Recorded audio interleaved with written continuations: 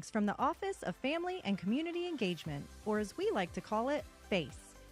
We are a dedicated department within Chesapeake Public Schools committed to serving our families and working hand in hand with community organizations.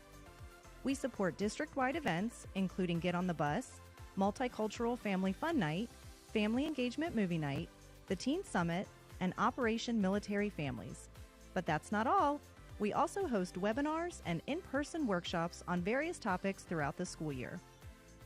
Our goal is simple yet powerful: to support the schools, empower our families, and foster connections with various community agencies.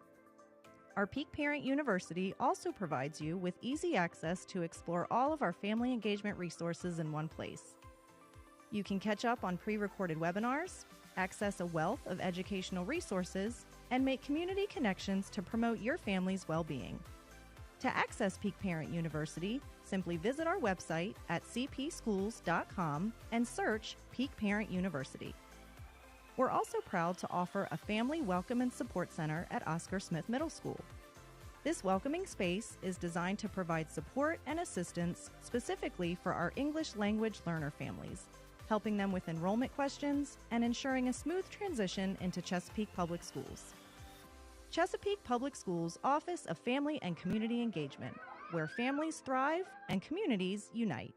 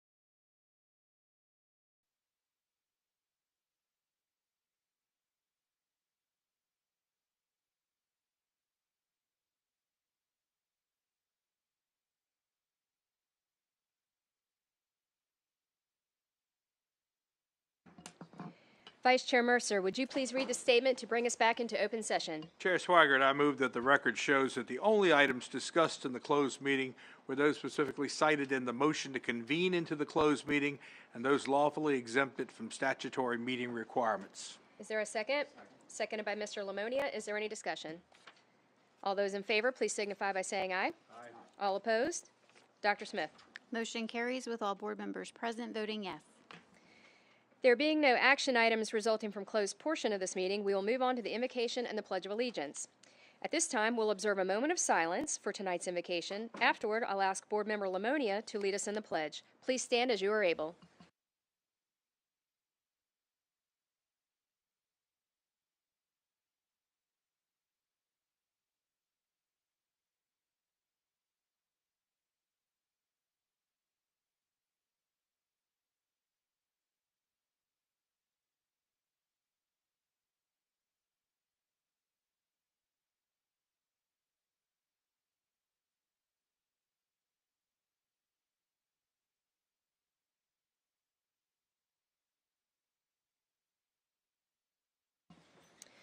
Under awards and recognitions tonight, we have the VSBA Academy Awards. Dr. Smith. Thank you, Chair Swigert. Each year, the Virginia School Boards Association recognizes board members who have earned awards for participation in various VSBA activities throughout the year.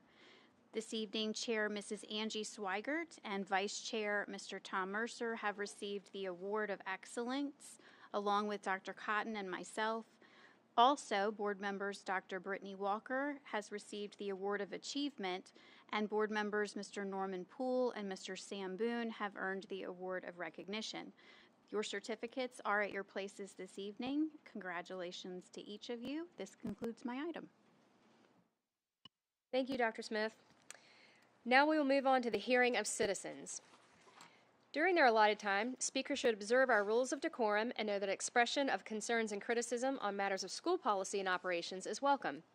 While the speaker's own comments are welcome, they may not play pre-recorded messages. Dr. Smith, are there any citizens who have requested time to speak this evening? Yes, ma'am. We have 2 citizens who have requested to speak. I'm going to thank those speakers who have signed up to address the board this evening. There are 2 ways that citizens can request time to speak at the meeting. You can call the clerk's office before 12 noon the day of the meeting, or sign up to speak prior to the start of the meeting in person. All in-person requests to speak must be submitted to the deputy clerk 5 minutes prior to the published meeting start time.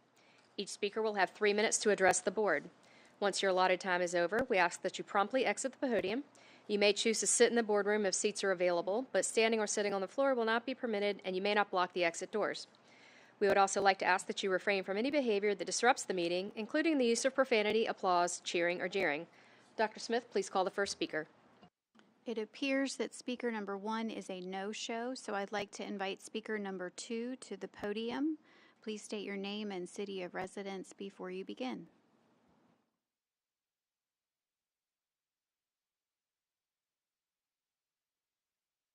Good evening, esteemed members of the board. I stand before you once again to address a persistent issue that remains unresolved, the ongoing transportation crisis. Despite the driver shortages and related challenges, we as parents are repeatedly left in the dark when it comes to delays. Just recently, my son and his peers were dropped off an hour and a half late with no communication from the school or transportation department. This lack of transparency is simply unacceptable. When we call the school, we're directed to transportation, yet no clear answers are provided. This back and forth passing of responsibility is simply not acceptable. At the end of the day, the school has a duty to communicate with parents about delays, especially in this era of widespread shortages. While we understand the challenges, we cannot allow them to continue being an excuse for poor communication. I've just spoken to the principal of my son's school this afternoon about addressing these issues to no avail. Until the transportation app is operational and ID cards are fully issued, we need immediate action. I strongly urge this board to consider dedicating a staff member solely to managing bus communications after school. This person could ensure parents are notified when buses are delayed and that our children are accounted for. Additionally, for students without cell phones, the school must offer access to the phones so students can inform their parents of delays. These are simple measures that would alleviate much of the anxiety and frustration we currently face. No parent should be left anxiously waiting for nearly 2 hours without any information of their child's whereabouts. With the upcoming election, I want to make my position clear. I have become a middleman for distributing yard signs and campaign material, and while I have been approached by many about certain candidates, I will not be actively campaigning or endorsing anyone unless I am confident they are truly listening and they are committed to addressing these issues. I will be voting in 15 days, but I may choose to bypass the school board vote and urge others to do the same, or simply choose somebody who is not an incumbent. I refuse to support leaders who turn a blind eye to our concerns. The time for excuses is over. We need proactive leadership that will bring about real, lasting solutions. Thank you all for your time. This concludes our speakers for this evening. Thank you for sharing your comments. Our practice is to receive information. However, we do not usually engage in dialogue, and that is our intent tonight. If appropriate and not already provided, someone from the superintendent's office will evaluate the concerns presented and provide a response. We will now consider the consent agenda. I'll entertain a motion for approval. So moved. Moved by Mr. Mercer. Is there a second? Seconded by Dr. Walker. Is there any discussion? All those in favor, please signify by saying aye. Aye. All opposed? Dr. Smith. Motion carries with all board members present voting yes. We are now moving on to the information agenda. The first item for tonight is the monthly financial report. Dr. Cotton.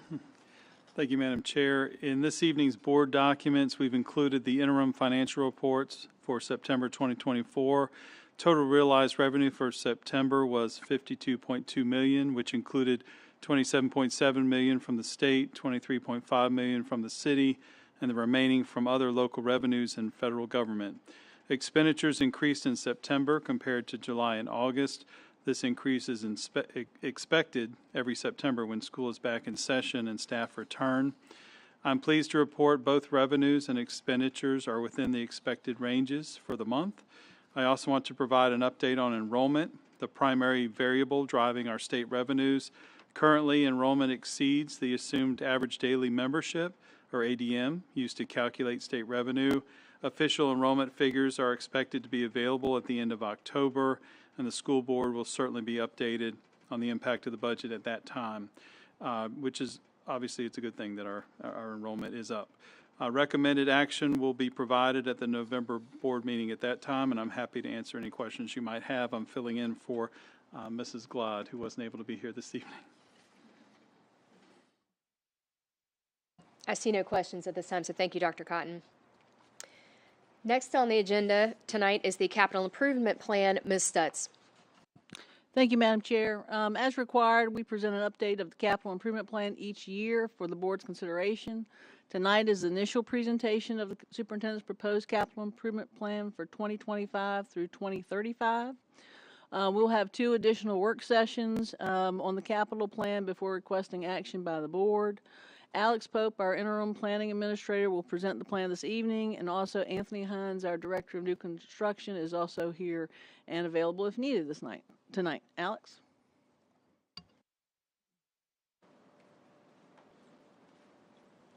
Good evening, everyone. I'm here to present the superintendent's proposed capital improvement plan for 2025-2035.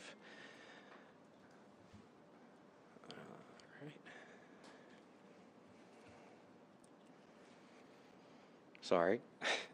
For tonight's presentation, we'll be going over the elements of the CIP first, followed by residential development and enrollment trends, and then we're going to finish up with CIP projects and associated costs for the first 5 years of the CIP.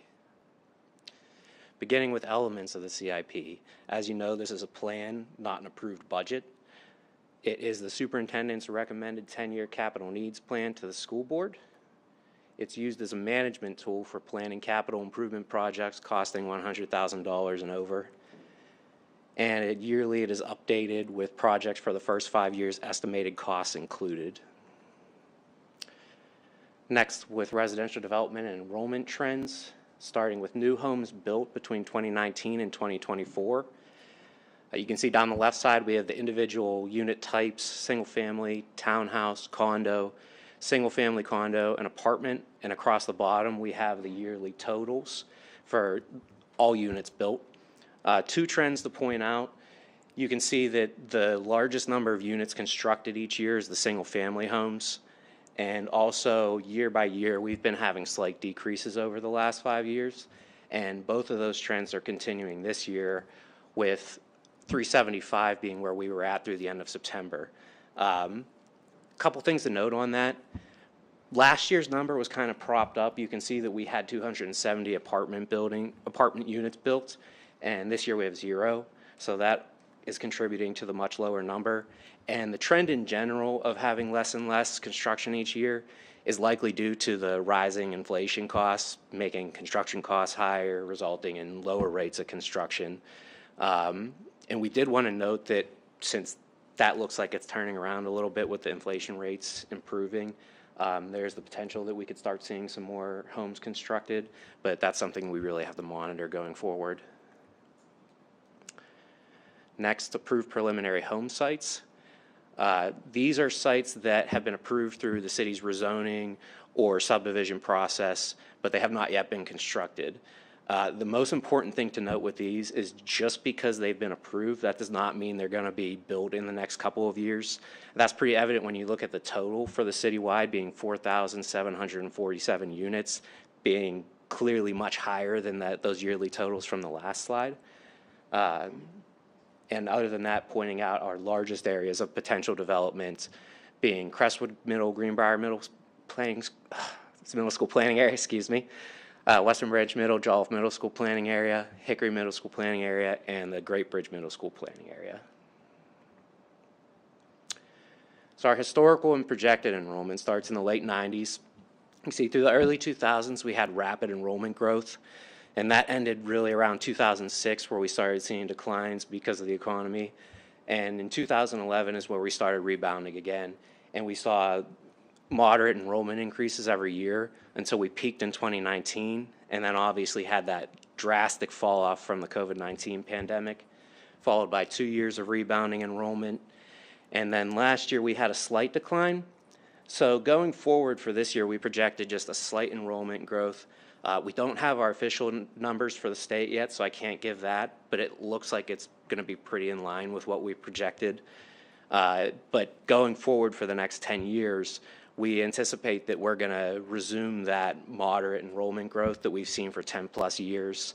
We're not going to change that because we had 1 year of decline.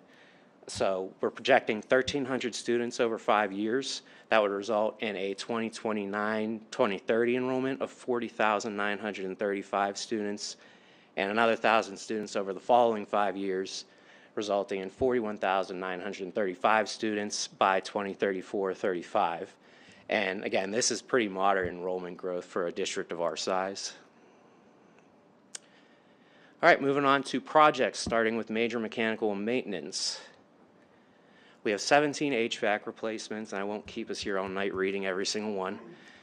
21 roof replacement projects, and 11 repavings. Some of those have an asterisk next to that. Those are partial replacement projects. If it does not have an asterisk, that's a full replacement project. And these projects consist about 38% of our total CIP cost. Modernizations, replacements, additions, and new schools. We have building additions for conversion to K-5, design only in the first 5 years for Greenbrier Intermediate, and then Sparrow Road Intermediate as well. A replacement or modernization and conversion to K-5 project for Truett Intermediate School. 2 replacement buildings for the conversion to K-5 for Carver Intermediate, and the currently being constructed Crestwood Intermediate replacement building, which is funded. Modernizations, we have Crestwood Middle and Deep Creek Central Elementary. We also have 2 modernization and additions at the Indian River Middle and CCSS Annex, and at Western Branch Middle. And I'm going to pause for a second. You can see those 3 middle schools all have design. As has been noted in previous presentations, we did what Paige calls the love projects at those buildings, that we did auditorium renovations, bathroom renovations, painting. Crestwood Middle will be getting new windows, which I know Dr. Cotton's looking forward to. And the purpose of those really was to just breathe some more life into the building so that it's not as pressing that we get it done in the next couple years when we have a couple other projects that are more priority than these. So this kind of helped us be able to push those back. And in doing so, the construction costs were dropped off of the first 5 years of the CIP, and only design is in the first 5 years. So we also have a building addition at Southeastern Elementary, which is funded, and the new elementary school that we can't wait for at Culpeper Landing Site, which is also funded. And last year it was not, so that's another cost that fell off of this year's CIP because we already have the money. We're not asking for more now. And all of these modernization, replacement, additions, new schools take up about 41% of the CIP's total cost estimates. Other projects, we have the Chesapeake Career Center replacement building. We already have $13 million allocated for this, and building modifications at Edwards Wilson Center, just the construction we need funds for, and that is to accommodate the adult ed program. Oh, and you'll notice that there were no athletic facility projects on here. Since we created the Central Athletic Fund, those are funded through that, and they're not included in the project, but we are still doing those projects. They're just not in the CIP anymore. Oh, excuse me. And other projects were, those 2 are 21% of our total CIP cost estimates. So to summarize, year 1, we have $114,140,600. Year 2, $32,641,600. Year 3, we have $282,717,400. Year 4, we have $144,167,200. And year 5 is $11,288,000. For a 5-year grand total of $584,954,800. And you may see it jumping off the page to you that we're far lower than what we were last year. And that's kind of why I was pointing out the middle schools having their construction costs drop from the first 5 years, as well as the fact that we funded the Culpeper Landing Elementary School. So those are all between 35 million and 65 million costs that we took off the first 5 years of the CIP. So moving forward with the CIP, upcoming presentations, we have a staff presentation, public hearing, and work session Monday, November 18th, followed by a public hearing, work session, and requesting a final action on the CIP Monday, December 9th. And additional copies of the CIP are at the school administration building here, or you can find a digital version at cpschools.com on the planning webpage. Thank you. Have any questions? Dr. Walker? I have a question, and I fully realize this might not be something we have the answer for right now, but slide 7 really piqued my interest with the historical enrollment. Obviously, when we're talking about capital improvement needs, I know that portables are a huge challenge that we have in a lot of our schools because of capacity. And looking at this chart, over the past 20 years, from 2005 till now, it appears we're actually down in enrollment, ever so slightly, but basically the trend has continued. So I guess just an observation there, and I might be wrong. We might not have the answers right now, but Ms. Stutz might prove me wrong because her memory is good. Over the past 20 years, it does seem we've had an increase in portable needs. So I guess a question just for a greater conversation might be if our enrollment has been steady, but the needs for portables is seemingly increasing, just kind of talking through that, because I know that that's a safety concern that all of us have, is trying to keep students inside a building rather than in a portable. Sure. I think you have a couple things. I would say in general, the number has gone down. Way back when, we had a maximum number of about 348 portable classrooms. So we're down. We have the trend's gone down. Now, I won't say there hasn't been a time where they've come up here and there. We're still, Alex, around 180, somewhere in that neighborhood about Something now. about that, yeah. Yeah, about 180 right now. So it is lower, but you're not wrong in that there are times when it just also depends on how the building's being used. That really dictates portables. Some of your older buildings that don't have some of the spaces for pull-out programs and special needs classes, some of those, we have to have portables. They're just not designed to have all the spaces that we need unless it's a newer building. So we do have them ebb and flow a little, but in general, I believe the trend really is still going down. But also if you have things such as specialty programs, like when we had algebra readiness, those type of things that are positive for our kids and help our kids who have needs and to make them achieve academically, but we don't have the space for them in the building. Okay, so you did prove me wrong. Your memory is good. I kind of figured that might be the case. Okay, so, but what I'm hearing is overall, the numbers you just quoted are cut in half from then, right? So overall, our need for portables are not going up, even though that's kind of the perception. Yeah, I mean, I won't say that you won't add a portable to a building, because you may. And the other point is when you have growth in an area such as, we're going to hear about Culpeper Elementary this evening. I don't want to call it that. The elementary school in Culpeper Landing. If once that building is done, you will see another drop in portables because you have them currently at Grassfield Elementary, Deep Creek Central, Cedar Road. You're going to lose a large contingent there. So sometimes it's if we have a growth spurt in an area and we don't have the room to accommodate them, we do have to have portables to temporarily relieve it.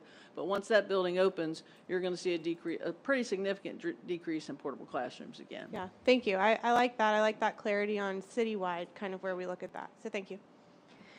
I'd actually like to add, I think this is sort of what Ms. Stutz touched on, but might be a slightly different way to phrase it and something that not everybody always thinks about. And it only accounts for a portion of these portable classrooms, but there are often dictates from the state regarding these programs, whether it be special education, literacy, several others, algebra readiness, that require smaller classroom sizes. So we might be functioning in the same building, but all of a sudden only allowed to put a certain number of children in a classroom that might be designed for 25, and now we can only put 15 in there.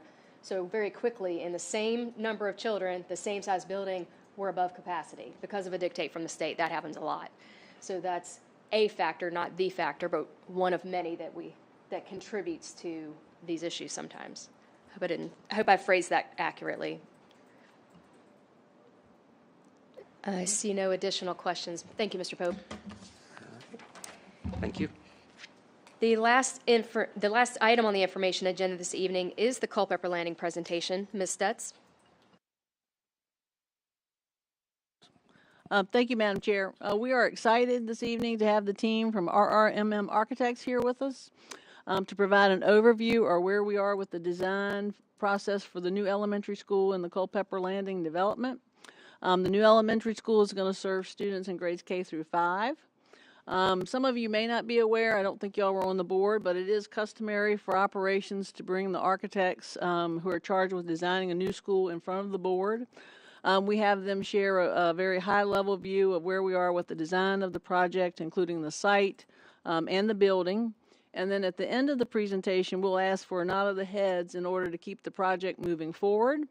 If there are any issues or concerns you all have, we'd like to hear them now, because what we don't want to do is we don't want to continue to design and then change it later, because it gets much more expensive to change the design if we get much further than where we are now. We have the following representatives from RRM with us this evening. Rob Burrs, the principal, he'll be doing the presentation this evening. Jason Howell, an architect, I think he's behind the column over here. We also have, of course, from new construction, we have Anthony Hines and Erica Manley, our staff architect, with us this evening as well. Rob, go ahead. Thank you, Ms. Stutz. Chairwoman, Board, Dr. Cotton, thank you very much for having us here to update you on the school in Culpeper Landing area. And I guess you guys can see the screens in front of you, and I'll go through our presentation and show you where we are. So as you know, we're working on a brand new school. It's not a replacement school. It will be built at the back of the Culpeper Landing neighborhood on an open, beautiful open site. It'll be designed for 960 students. The budget is $60.7 million. It's a total construction budget. Our programming and design started about a year ago in the fall, and the construction is going to start in the spring in about 8-9 months. It's a 2-year construction process, and so the construction will be complete in the spring of 27, and school should open in the fall of 27. So what have we been doing over these past few months? Well, we have been touring your existing facilities, understanding what works, what you'd like to improve on. We've had extensive sessions with your leadership, with curriculum instruction, and all the folks that you see there on that list, and throughout your school division. And we'll have more meetings with them, getting everything just right. We have checked in with the city for site plan review and city building review, just to make sure we're on the right track as we do as we're designing projects. And we had the construction manager selection process, which you guys are familiar with. We had the kickoff meeting with the construction manager that CPS selected, SB Ballard Construction Company, and that was in July, late July. And the GMP development process is underway. That's the guaranteed maximum price process. So that's what we're doing now, in addition to designing the drawings, designing the building. So I'd like to take a look. We'll start with a high level. This is an orientation map. You guys are familiar with your city. Along the top of the map there is I-64. You can see the high-rise bridge there. And as if you drive west on I-64, you get off on George Washington Highway and head south. George Washington Highway turns into Mill Creek Boulevard, goes right through Culpeper Landing, and at the back of the neighborhood, right adjacent to the National Wildlife Refuge, a beautiful treed site, wonderful site for that school. So we're going to look a little bit closer. And you can see on the site we've got great access from two sides, from the Olmsted side and Big Bear Lane. And we've got the Dismal Swamp National Wildlife Refuge on the south side and treed property on the west side. So when we analyze the site and we lay over the features of the site, it starts to tell us how the site should be organized. So with that good access on the east side, we've got an area for visitors and parents to come in on the north, and to separate out bus parking on the southeast side. Then over on the west side, you can see we've got wetlands in that blue outline. So we know we don't want to build there, and wetlands are common to property around here. And so it kind of tells us we got good playfield opportunities there, and the white areas where the building wants to be on this piece of property. The red line is your property line around that whole site. We've got houses on the east side and houses on the north side. So we developed the site further. Those areas that we talked about where the parents can enter on the upper right corner, on the northeast corner, is separate from where the buses and service enters on the southeast corner there, you can see. The building's right there in the middle, and we'll look at that in just a little bit. You can see the playground and play areas to the west of the building. And then you can see we've got some trails around on the west side, and a little environmental pavilion over on the far west there. It's a wonderful site. So let's look a little bit closer at that building. So you see the big red arrow there is your main entrance right there in the center. And then below that, you've got your public spaces like your cafeteria and gymnasium. And then it's all connected north-south by a corridor. And you've got your learning communities, 3 wings on the west side there, with access out to the play fields. So what you've got there at the main entrance is a secure vestibule, and through that secure vestibule you enter into kind of a common space where you've got access to the whole building. Kids that are arriving on bus, you saw the bus drop off there at the bottom. They come in at the south end and they have access through up and down on the school there. Right in the center of the plan, you see the yellow admin area, so that's got good access. You can see who's coming and going, good observation, and right in the center of the school. You've also got the public spaces, the cafeteria and gymnasium there on the bottom right. So you kind of your public spaces, and then you've got your grade houses, your learning communities, the 3 wings there on the left side.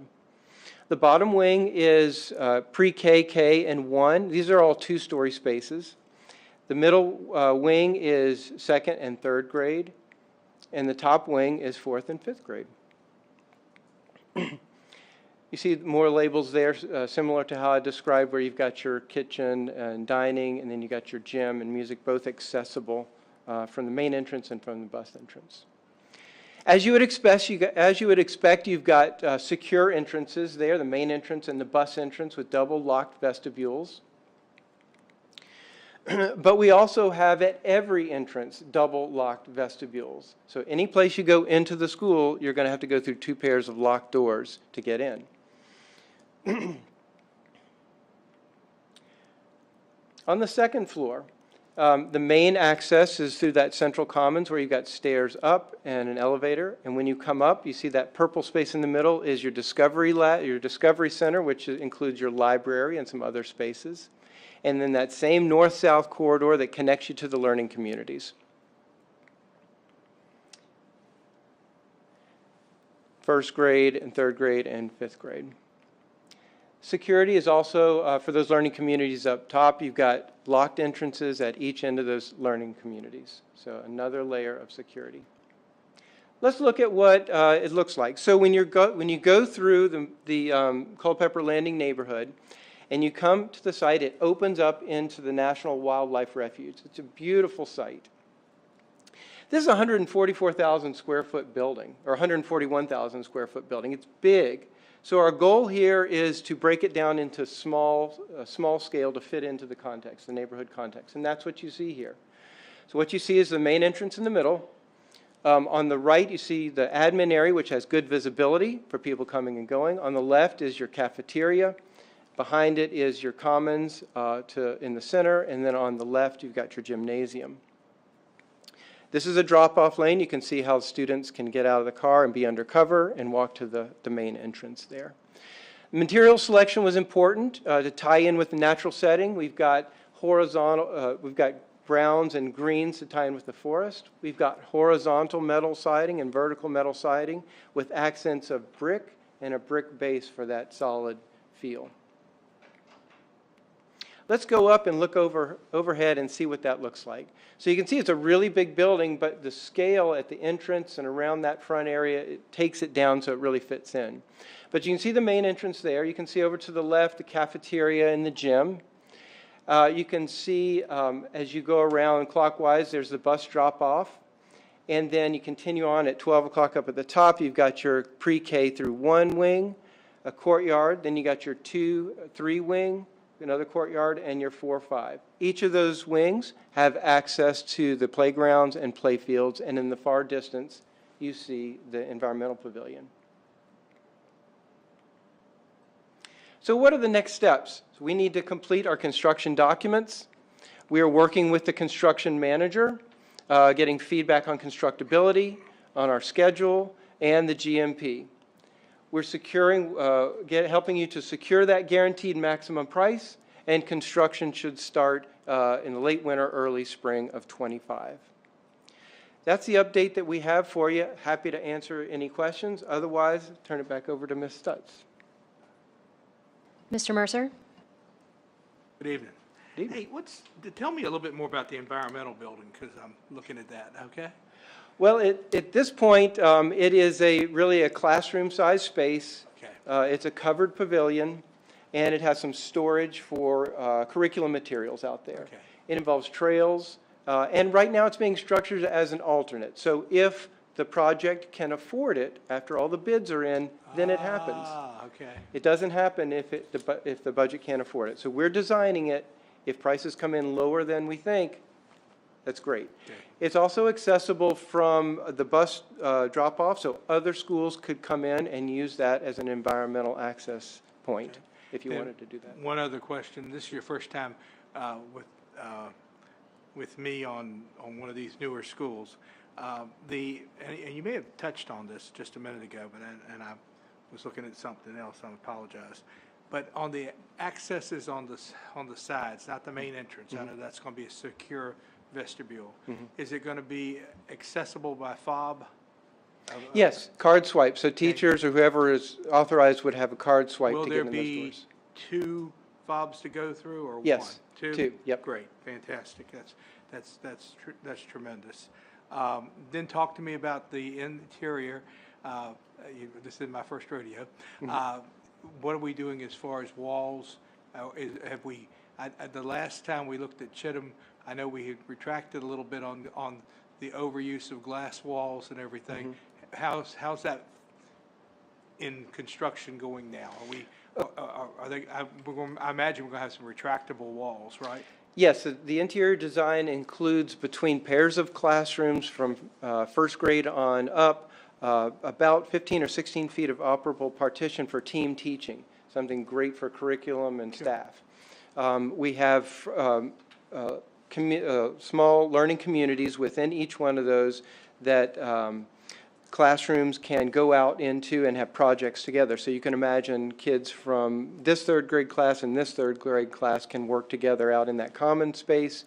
There is some glass between the classroom and that learning community so that teachers can always observe. Are there built-in blinds within the glass? Yes, there are security blackout blinds for all of the glass. Yes. Okay, thank you. Dr. Walker? I have a question just out of curiosity. I know sometimes you hear the debate between elementary schools being a single floor versus multi-story, and I know sometimes land is a reason behind that decision. I didn't know if that was the decision here or if there was another driving factor. And then I have a second question, but I'll stop there first. I would say that on this site, land availability is probably the biggest driving factor. We don't want to get into wetlands. Yeah. And so, you've got, the other thing that we look at is accessibility. So, and I don't mean handicap accessibility, I mean, if I'm in the office and I want to get from point A to point B, if I've got 1 floor, I've got to walk 300 yards or whatever. If I can go up steps and be there quicker, Sure. that's good. Sure, So those okay. are 2. Yeah, that's helpful. Thanks. And then the other question I had, this was just purely out of curiosity. I noticed first grade is upstairs, but second grade is downstairs. I didn't know if there was that because of bathrings? I No, didn't know if there actually, was a reason. it was a stacking of like-type spaces. So the first wing, you've got pre-K, K, and 1. Okay. And they all have bathrooms in their classrooms. Right. And so it's really efficient to stack those. Yeah, that's what I meant when I That what said you meant? because of bathrooms. Yeah. Okay. Yeah, that for That that makes wing, that's right, yeah. Okay. Yep, that makes sense. Thank you so much. I think that's all the questions we have for today. Thank you so much. You're welcome. We're really looking forward to this school. Madam Chair, just to interrupt, we're okay to keep proceeding along in this direction? That is the feedback that I seem to be getting. Okay, thank you. Just want to make sure. We are now moving on to the action agenda, and tonight the item we will be reviewing is the academic calendar options for the 25-26 school year. Dr. Smith. Thank you, Chair Swigert. At our last meeting, Mrs. Fallon Graham, our Director of Planning Policy and Research, shared 4 proposed options for next year's school calendar. She is back again tonight to review the survey results and request final action. I'll turn things over to Mrs. Graham. Good evening, Chair Swigert, Vice Chair Mercer, and members of the board. Tonight, I will be presenting the results of the 25-26 academic calendar survey. From October 7th through October 17th, the academic calendar option survey was open to the public. Tonight, I will present the results of the survey and recommend a proposed calendar for you to review, and I'll also request action. As a reminder, we developed 4 calendar options that differed based on start dates, holiday durations, and end dates. I presented a table during the October 7th school board meeting to highlight the differences and similarities between these options. The survey began with asking, from what perspectives are you completing this feedback form? The survey recorded 8,270 unique responses. Parents were able to select multiple options when asked the school level that their students attend. So that's why you'll see that column add up to a number greater than our number of unique responses. The largest subset of survey participants identified as parents, making up 58% of the responses. 29% of responses came from participants who identified as CPS employees, and 10% of participants identified as Chesapeake Public School students. Lastly, 4% of participants identified as community members who do not work for Chesapeake Public Schools and do not have students who attend Chesapeake Public Schools. We leveraged technology to account for ballot stuffing. We began by analyzing start date preferences. Beginning after Labor Day was the overwhelming preference, with about 70% of participants choosing an option with a post-Labor Day start date. Next, we analyzed the break preferences. Again, it was clear that the preference, which was about 73% of participants, choosing the options that had lengthened breaks. Finally, we analyzed the results of the final question, which asked participants to choose their preferred calendar option. When broken down by subgroup, we found that the majority of parents, students, and employees selected A2. Additionally, there was also agreement with the least preferred option, which was B1. Overall, when asked, the majority, or about 52% of survey participants, chose A2, which includes a post-Labor Day start and lengthened breaks.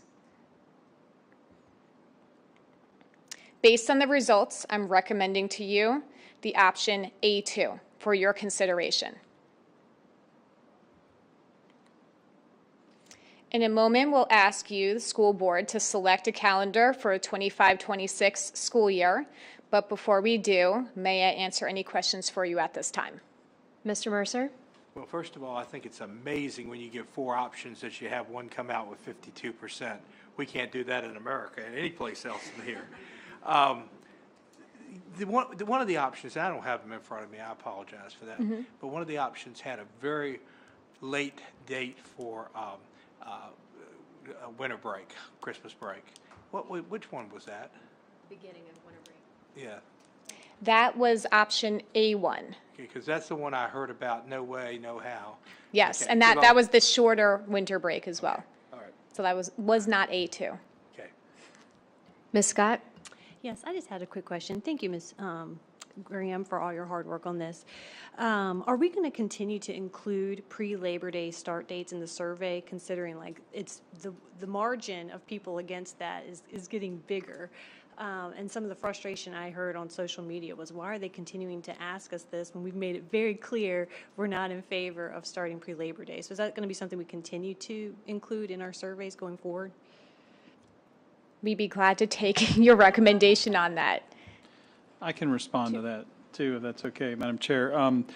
We asked the question about starting after Labor Day or pre-Labor Day, and what we found is by simply asking that question, we weren't getting a clear response. The responses were much closer because people didn't know what that entailed. So that's why this time we did the different options, because a lot of times we got questions about, okay, if we start before Labor Day, what is the calendar going to look like?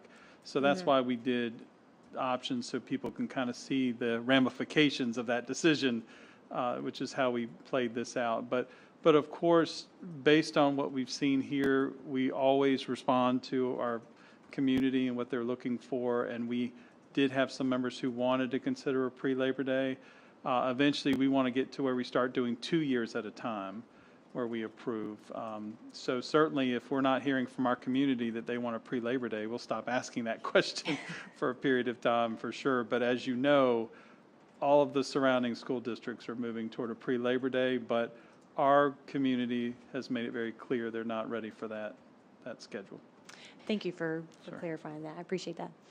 And I'd like to add, and please correct me if I'm wrong, Dr. Cotton, but if memory serves, we haven't actually asked that question every single year, but we like to take a pulse check on it at least every couple of years, because it would be inappropriate for us to assume that tastes haven't changed. And I think it is appropriate to make sure that while we kind of guess this might be the outcome, because we do know the general feel of our constituency, we still want to make sure that we're correct in that and acting appropriately. Well, we asked last year, and those are the comments I was getting. Like, wait, we just took this survey last year. I thought we were overwhelming on the other side, but I'm not trying to be aggressive with that at all. I was just saying. Oh, not at all. That was just some of the feedback I got. Thank you. Are there any additional questions for Ms. Graham? Okay. So we'll need a motion to approve option B, the one that she mentioned. A2.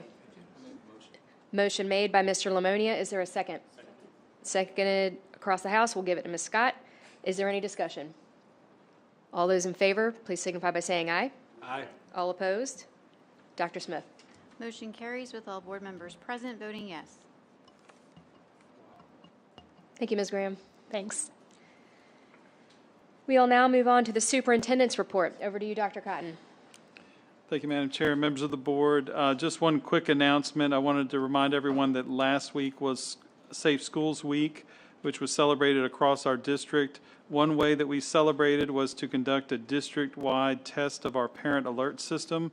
The purpose was to test all district communications channels to alert families and staff of important information. If you didn't receive the alert, please visit our website for more information about how you can update your contact information. Board members, I hope you got your alerts so that you're always up to date whenever we have emergencies. With that, as we wrap up October, I'd like to take a few moments to shine the spotlight on some incredible initiatives and events happening across our district. Fall is always a fun time, especially when there are so many great things to celebrate. Our culinary arts students at the Peak Cafe really embraced fall recently. The group of students visited a local orchard to pick their own apples, and they will use their upcoming Peak Cafe and they'll certainly use it for their upcoming Peak Cafe dishes. Case in point this evening, where they made their little apple pies for us. Our students are off to an amazing start with the Peak Cafe initiative. The food has been delicious, and their passion for culinary arts has not gone unnoticed. Thank you to our instructors, Nicole Newsom and Jessica Stedman, for being committed to providing a well-rounded learning experience for our students. And students, we're going to have some openings and opportunities next semester, so we hope you're listening and thinking about this great opportunity. And just last week, the students really got to show off their skills by catering our joint meeting with the school board and the city council. Their baked apples were a hit among other offerings, including a chili and caprese panini. I'd like to thank our city and school leaders for joining us to hear presentations on the future of career and technical education and operational updates. Another incredible hands-on activity was offered to our dual enrollment geology students with a field trip to the beach to participate in a sedimentary lab. Students from Hickory and Oscar Smith collected field and sediment samples, surveyed the terrain, and used tools to measure wind speed, salinity, and more. This field trip to Little Island was the first part of a laboratory assignment focused on shoreline features and sedimentary geology. Thank you to Mr. Williamson from Oscar Smith, Mr. Leslie from Hickory, and Mr. Weck, our district secondary science supervisor, for providing such a fun outdoor day of learning. I'd also like to thank the Grassfield High School administration for hosting Governor Glenn Youngkin and Congresswoman Jen Kiggins last Friday for the football game against Kings Fork. Governor Youngkin was invited to perform the coin toss prior to the game. In addition, the governor and Congresswoman joined the ranks of the Red Sea, the Grassfield student section, served concessions to the fans, and met students and families. Thank you to Governor Youngkin and Congresswoman Kiggins for making a stop in Chesapeake for some Friday night lights. I'd also like to thank our chair, Angie Swigert, and board member Norman Poole for joining them for such a memorable night. Perhaps nothing says fall in our district like the announcement of our Teachers of the Year. It's been amazing to see all the surprised faces when this year's teachers were announced winners by their individual schools. Our Teachers of the Year represent the best of Chesapeake, and we cannot wait to continue to celebrate our 2025 Teachers of the Year at the district ceremony in December. We also really enjoyed having them here at SAB recently for what we call our Teacher of the Year Media Day. Our Teachers of the Year came for their formal portraits and to participate in interviews to share their experiences as teachers in Chesapeake. It's truly amazing to hear how passionate our teachers are about the difference they make in our students' lives. While our Teachers of the Year were having their day in front of the camera, marketing students from Great Bridge, Grassfield, Hickory, and Western Ranch High Schools were behind the scenes in Washington, D.C. to participate in the Washington Commanders Sports Business Day. The groups toured the Commanders' team facilities, including their stadium, and attended various sessions exploring the career opportunities in the marketing field with a professional sports franchise. Our district continues to find new and exciting ways to provide hands-on learning activities for our students, and we cannot be more thankful for the people that make these events happen. Thank you to the Commanders for hosting our sports marketing students. We cannot wait to see if their careers blossom into an opportunity in sports marketing. Finally, our district celebrated National School Lunch Week this past week. Students across the district participated in various activities highlighting the benefits and advantages of school lunch. It was great to see the excitement from our school nutrition staff, many of whom dressed up as pirates in honor of the theme, Find Your Treasure in School Lunch. In addition, we welcomed a film crew from Mechanic, an organization associated with the School Nutrition Association and the National Dairy Council. They visited Deep Creek Elementary to interview students and employees as part of a campaign celebrating the impact of school lunch. Thank you to our Director of School Nutrition, Mr. Larry Wade, and the administration at Deep Creek Elementary for being such accommodating hosts, and to Mrs. Dollar and her class for their participation. We look forward to seeing the final project and are grateful for your efforts in highlighting the benefits of school lunch here in Chesapeake. Madam Chair and members of the board, this completes my spotlight for this evening. Thank you, Dr. Cotton. Last on our agenda this evening is board member items. Does any board member have an item to bring before the group? Dr. Walker? Thank you.